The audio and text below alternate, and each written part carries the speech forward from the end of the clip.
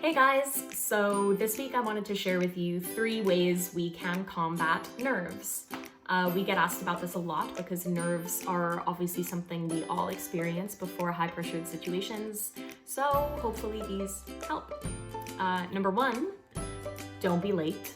There's nothing worse for nerves than showing up already in a state of panic or fluster with your heart racing. It's really hard to come back from that once a meeting has started. So plan to get there 10 minutes before you need to be. Number 2, plant both of your feet firmly on the ground. Not only does this help make you feel more connected to the earth below you and more grounded, but it automatically helps your posture. So we can access our breath easier. When the camera turns on, we're going to look more confident and more at ease physically. So that's an easy one.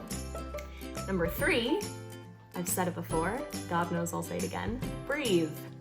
Our breath is our most powerful tool in combating nerves. And so connecting to a good deep breath is essential.